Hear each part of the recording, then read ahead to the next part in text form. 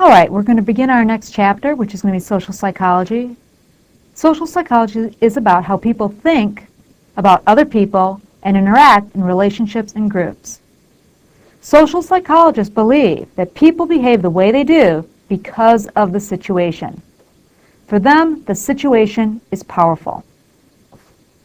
Social cognition is how people perceive, attend to, and use information about other people and the social world. Social identity are the groups to which we belong. These groups are called reference groups. Social comparison is when we use other people as a basis of comparison for oneself. When we do social comparisons, we have a tendency to make downward social comparisons. And the reason is because it makes us feel better. Making downward social comparisons helps our self-concept and our self-esteem. Our self-esteem is closely tied to our self-concept. How do we develop our self-concept? It's through the process of social cognition and social comparison. Why do we make social comparisons? Comparing ourselves to others gives us a sense of who we are and where we're at. So who do we compare ourselves to? We compare ourselves to people in our reference groups. These are people who are similar to us. Students do not compare their knowledge of psychology to the professor's knowledge. They do compare themselves to other students. In fact, we like to seek out people who are doing worse than we are. We have a tendency to want to make downward social comparisons because it makes us feel better about ourselves. We want to avoid relative deprivation. Now, relative deprivation is the sense that a person is not doing as well as those in their reference group. We have certain ideas about where we should be in life, and we don't like to compare ourselves to people that are doing better than us. We try to avoid this. We try to avoid relative deprivation. Our self-concepts are also very much tied to our social identity. We have certain ideas about the social identities that we hold, what it means to be a woman, what it means to be a student, to be Italian, and this affects our beliefs about ourselves. How do we explain the behavior of others and our own behavior? Well, that's often done through attribution. Attribution theory is an explanation that points to the cause of an event or a person's behavior. Attribution theory was developed by Heider.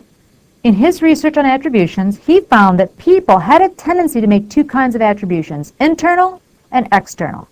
Internal attribution is basically focused in on personal factors. So internal attribution is explaining behavior based on internal personal factors. That person is sloppy, clumsy, lazy. An external attribution is focused in on situational factors. So this is explaining behavior based on external situational factors. There was a snowstorm, a traffic jam, the test was hard. What Heider found is that people make several different causal attributions. For example, there's fundamental attribution error. This is the strong tendency to interpret other people's behavior as due to internal causes rather than external causes. For example, Bill Gates donated thousands of dollars worth of computers and software to the community college that I worked in South Texas. This area of Texas is very poor, and for many students, this is the first time that they are going to have access to a computer. So what do we think about Bill Gates? Well, we think he's a great guy. He's generous, and he's giving. We're making internal attributions here. What we do not say to ourselves is, he did it for the tax break. He's introducing an entire generation of first-time computer users to his software, i.e., we don't make an external attribution. Listed here are several attributions. I'm going to give an example to illustrate each one. Social desirability. This is where you give very heavy weight to socially undesirable behavior. So let's say you get set up on a blind date by a good friend of yours.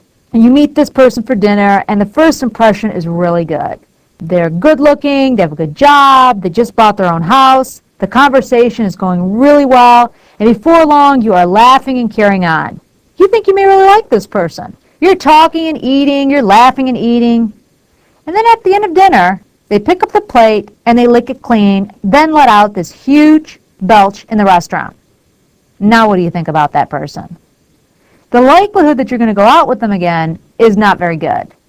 And the reason is because we give a lot of weight to socially undesirable behavior. Common and uncommon effects is another attribution. This is where we infer attributions based on whether effects are common or uncommon. So let's say you're taking a class on poetry, and your professor brings in his poetry and reads and analyzes it for the next hour. What do you think? Boring maybe, but no big deal. Now you go to your physics class, and your physics professor brings in his poetry and has the class read and analyze his poems for the next hour. What do you think? You think this is a weird guy.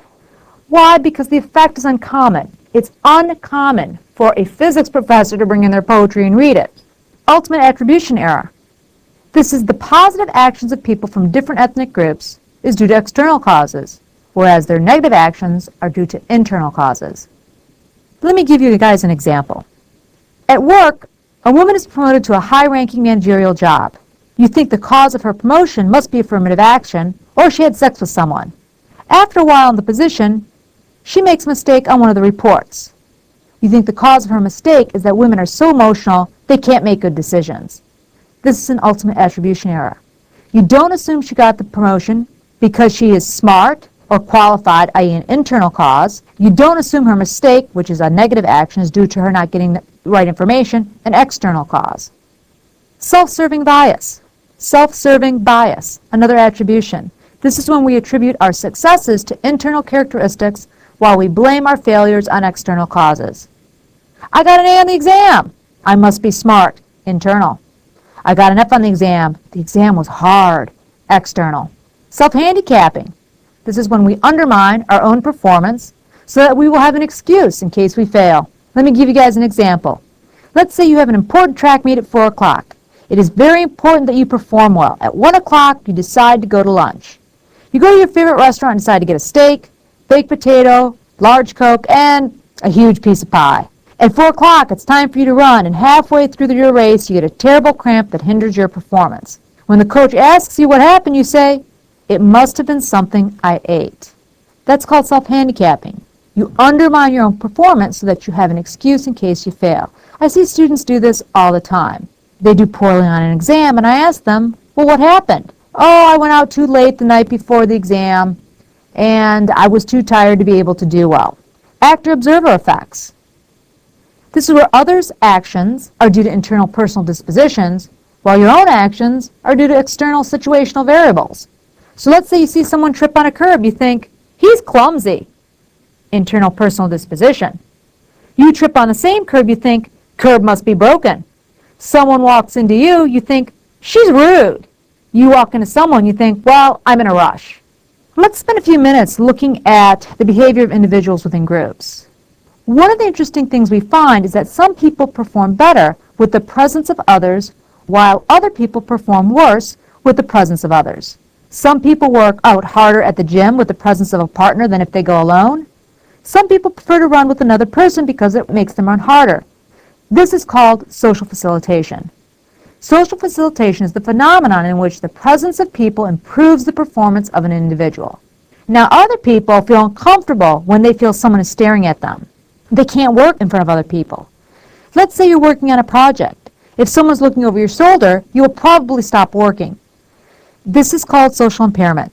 Psychologists who study people in the work environment find that if employees are left alone, they have a tendency to goof off and productivity goes down. But psychologists who study people in work environments also find that if employees are being micromanaged, they have a tendency to be unable to work and productivity goes down. So one way psychologists have found to keep people working without leaving them unattended or feeling like they're being stared at is to install hidden cameras that swoop. Employees know that they are there, but they don't know when the cameras are recording their behavior. Another phenomenon we see when people form groups is called social loafing. Social loafing is the tendency to exert effort when responsibility for an outcome is spread over a group. And as the group becomes larger, the amount of effort put out by an individual decreases. If I were to assign group projects and break the class down into groups of 5 people, who would do the work? What we find is that 1 or 2 people do all the work while everyone else does nothing. Group work is actually a very ineffective learning tool. Another example of behavior within groups is groupthink. Groupthink is the tendency of group members to accept one another's ideas and information. What often happens in groupthink is that people begin to work very hard at pleasing one another. They form a very cohesive group. They begin to work harder at pleasing each other. Over time, it renders the group's members unable to make wise decisions, especially if the group is isolated, especially if the group is under pressure. A really good example of groupthink is NASA. Now, if anyone's ever been out to NASA in Florida, one of the things you realize is that it's kind of geographically isolated. And one of the things that has happened with the engineers and the scientists that have worked for NASA is that they formed a very, very tight, cohesive group. After the Space Shuttle Challenger exploded, NASA hired psychologists to come in and evaluate their working practices. NASA needed to figure out how this happened and wanted to keep it from happening again. And what psychologists found was that people who worked at NASA were experiencing groupthink. Because NASA was so geographically isolated, NASA employees live and work near each other. They have a lot at stake in terms of making sure they get along as a group. On top of that, they're rocket scientists, so they believe that they know the answers. And finally, they were experiencing a lot of pressure to make sure that the shuttle was launched. All this led to the decision to launch the shuttle when it should have been grounded. Because everyone saw themselves as smart, i.e. they're rocket scientists, they did not believe they could have made a mistake. And because they were so isolated and under pressure, no one wanted to point out problems because this might cause a conflict within the group. Group polarization. This is the tendency of group members' opinions to become more extreme. In other words, when people get together as a group, the opinions become more extreme as a group than a member might make on their own. The KKK is a good example of group polarization. The KKK as a group would burn a cross on a front yard. Individually, no one would behave like this. When they get together as a group, their thinking simply becomes more extreme as a group. We're going to now discuss the issue of conformity. This is the work of Ash, and conformity is the changing of one's behavior or beliefs to bring it into compliance with a group's norms. Norms are socially based rules that prescribe what people should or should not do in various situations. Ash decided to take a look at the issue of conformity. He designed a study to see the likelihood of getting people to conform to the group. He had a group of Confederates. Confederates are fake subjects. And he gave them a list of questions and the ways he wanted them to answer. Some of the answers would be right and some would be wrong. He then had a real subject come in. He told the subjects, the Confederates and the real subject, that they would be participating in a study with a group. He would be asking a series of questions, and the subjects needed to answer the questions to the best of their ability. So the real subject is there with the Confederates. And Ash showed a series of lines and asked, which line is the longest? Everyone on the table gave the same answer, including the real subject, even if it was wrong. In fact, the real subject rarely deviated from the answers given by the Confederates. Afterwards, Ash asked the real subjects why they gave answers that they knew were wrong. And subjects reported they didn't want to be the odd person out. They did not want everyone in the group to think that they were not smart, and they did not want to go against the group. Some of the variables that Ash finds influences conformity are things like group size. As the group size increased, the more likely subjects were to conform. Ash also found that if he gave the group a project to complete, something that would increase their cohesiveness, the subjects were also more likely to conform. Ash also found that social status impacted the likelihood to conform. Who do you think is most likely to conform, wealthy, middle class, or poor people? Well, the fact is that middle class people are the most likely to conform. Those that are wealthy feel self-entitled, i.e. as if they have access to better information than most people, and those that live in poverty don't trust. They have natural suspicions. Ash also found that individuals who came from collectivist cultures were most likely to conform. So culture was another variable that affected cohesiveness. Thus, the Japanese are more likely to conform than Americans. Overall, what Ash found was that it was the need for the appearance of unanimity that caused individuals to conform.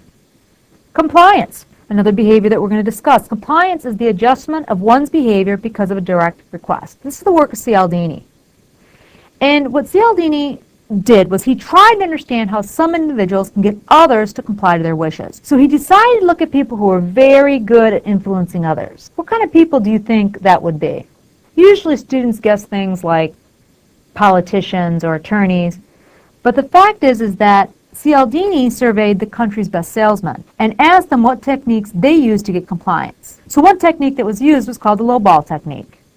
This is where misleadingly favorable circumstances are given, and then it's always started with an oral agreement. So anyone who has ever bought a car has seen this technique in action. You agree on a price with the salesperson, you commit to buying the car verbally at the agreed upon price, you sit down at the desk, and then he adds tax, title, destination, prep, and a slew of other extra costs. Are you going to buy the car? Most people because they have already committed, will. Foot in the door. This is getting a person to agree to small requests and then working up to larger ones. So let's say, for example, I ask the librarian to request a few books for me through interlibrary loan. She agrees. After she's completed the task, I ask her to request several more books from me through interlibrary loan. Does she do it? Most people, because they've already agreed to the small task, will do that. Door in the face. This is where we ask for a favor that is likely to be denied. Concede that the request was excessive and substitute it for what you really wanted. So you go to your dad, you ask for $50. He says, no way. You go back to your dad and concede $50 was too much, and now you ask for $20. What will he do? The likelihood is that he's going to give you the $20. That's not all. You guys have heard this. It is the standard line on infomercials. Order now, we'll throw in a set of Ginsu steak knives for free, plus this handy-dandy dicer, slicer, chopper. It gets a lot of people every time. And finally, hard to get. Nothing sells product faster than having customers believe that it is hard to get. I used to sell motorcycles, and the easiest way to get someone to buy was to tell them that it was the last one available. At that point, it starts to become less about them wanting it for themselves and more about them not wanting anyone else to get it. We're going to talk about obedience now.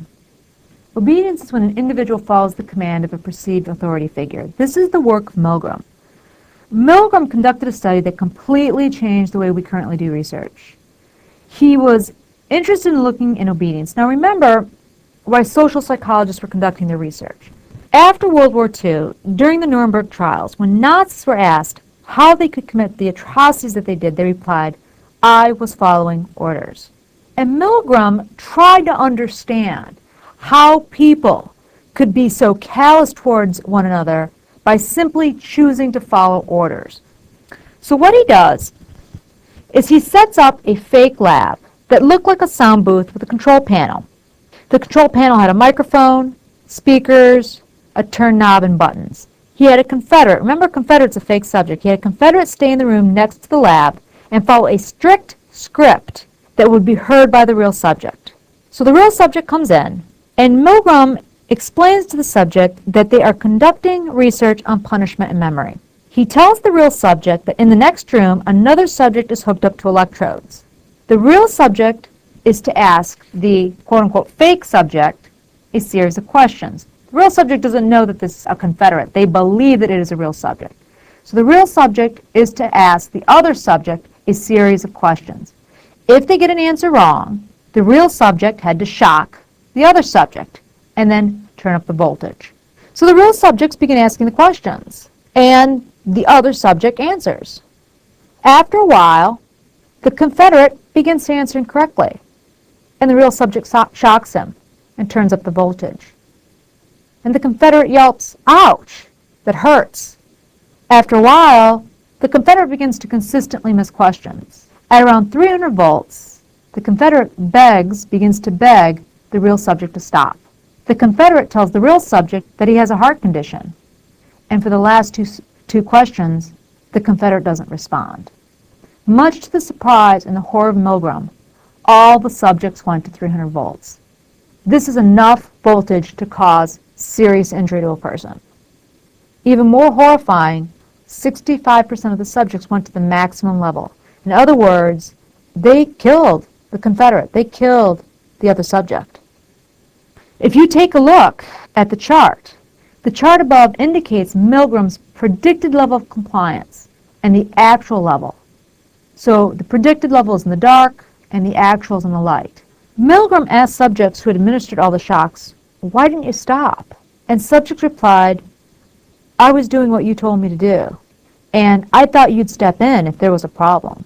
When Milgram debriefed subjects, they were extremely upset.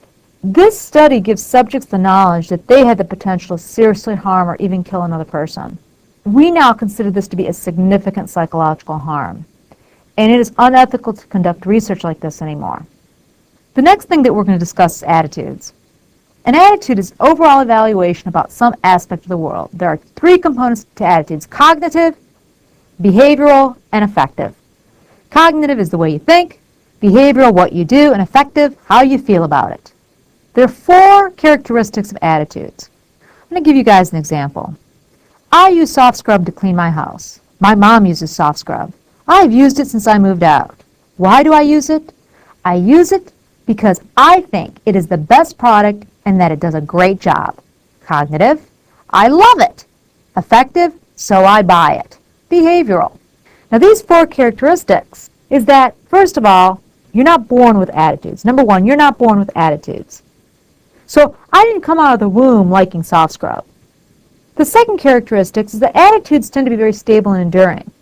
Personally, I've used soft scrub for years, and I don't plan on changing. The third thing is that attitudes are evaluative. So why do I use a soft scrub? Because I think that it is better than other products. And the fourth characteristic is that attitudes influence behavior. So I buy the soft scrub. I use the soft scrub. But $100 billion a year is spent on advertising. And the focus has always been on persuasion, which are attempts to change attitudes. Advertising can take a peripheral route, which is the person communicating the message. It can take a central route, which is the content of the message. Or it can just simply work on the mere exposure effect. In other words, you see it over and over again, and so the product becomes familiar to you. The advertising industry spends a lot of money and does a lot of work trying to change people's attitudes. And changing someone's attitude is very difficult. People have a tendency to be very consistent in regards to the type of products that they purchase. Remember that. That's a central characteristic. It's a main characteristic in attitudes, that they are consistent. That's why coupons were created, to try to get people to try new products. One piece of research that was done on changing attitudes is the work of Fessinger and Carl Smith. When they looked at how to change a person's attitude, what they found is that you change a person's attitude by changing their behavior. Think back to the coupons. You send them the coupons to get them to go and buy it, to get them to go and buy a product. The research of Fessinger and Carl Smith support this. They call this cognitive dissonance. Now, cognitive dissonance is the uncomfortable state that arises because of a discrepancy between an attitude and a behavior. And that uneasiness motivates people to try and restore consistency. How do they restore consistency? By changing their attitudes.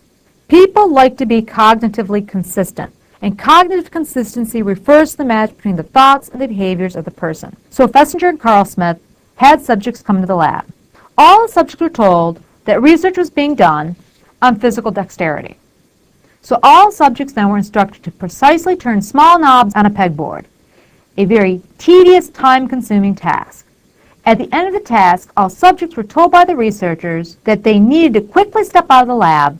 However, another subject was scheduled to come in. The subjects were asked if they could explain the study to the next participant and convince them to complete the study. Half of the subjects were offered $20, and the other half were offered $1.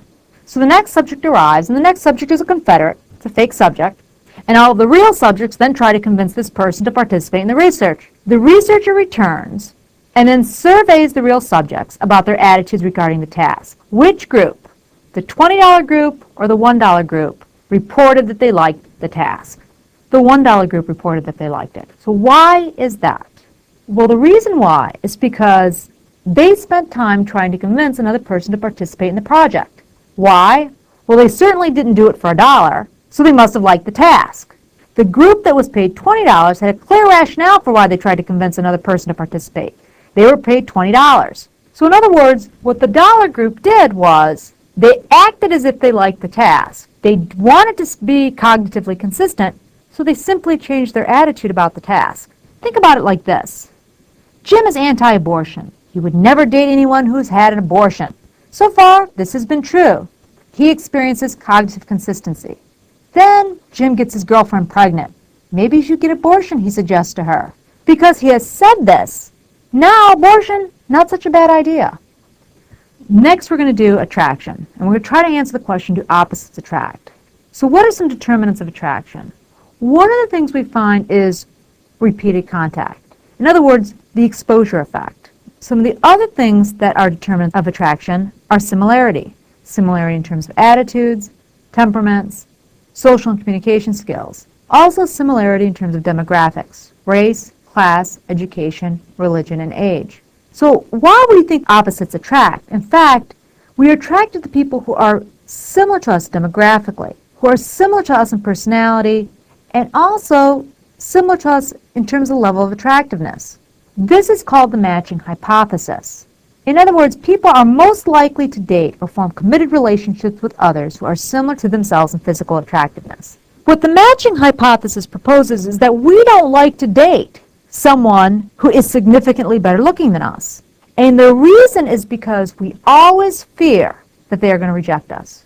We always fear that they're going to leave us for somebody better. So we like to match up with someone who is similar to us. We are also going to review two theories of love, the attachment theory and the triangular theory. Now, the attachment theory of love is derived from how we relate to our parents, especially our mom. The attachment theory of love argues the way we relate to our significant other can be traced back to our relationship with our parents, especially mom. A very interesting study was done. Mothers brought in their toddlers, and the mother would bring her child to the lab, and the lab was set up with a two-way mirror for observation. There was a chair set up, and in the center of the room, lots of toys. It was a new situation for the toddler. Researchers call this the strange situation. Researchers then observed what the toddlers did. Now, some toddlers stayed close to their mothers. Some toddlers ran to the center of the room, played with the toys, and completely ignored their mothers, while others ran and played with their toys, yet continually referenced mom to make sure that she didn't leave. What the researchers found was that those children that played with the toys but referenced mom had securely attached relationships as adults.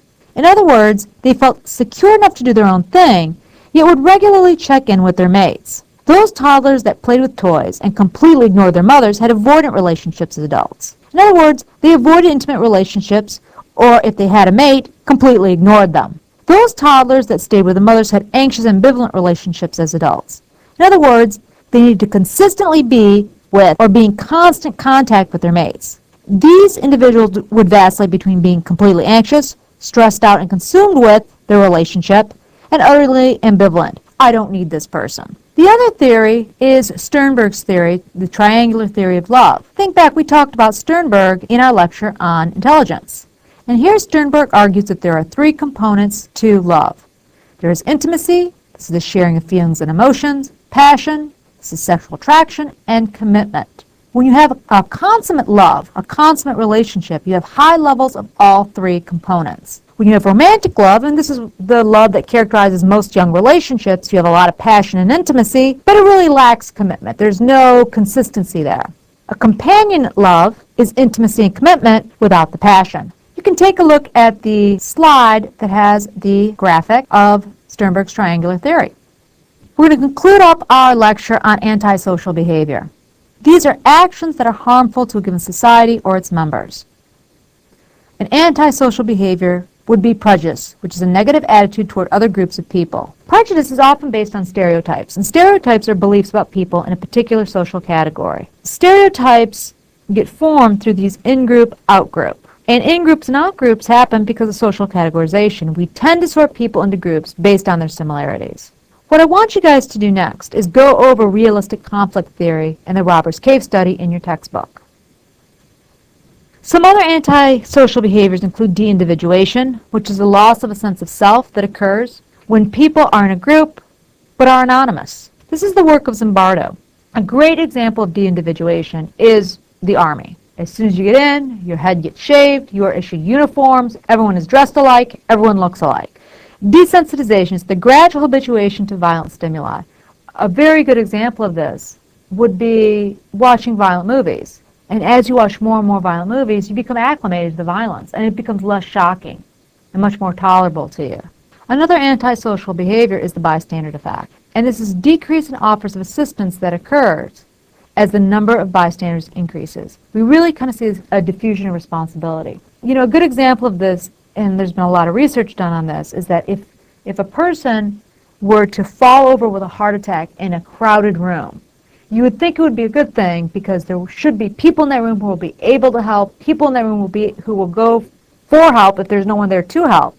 But in fact, what happens is that everyone assumes that someone else is going to do it. Okay, this is the end of our lecture on social psychology.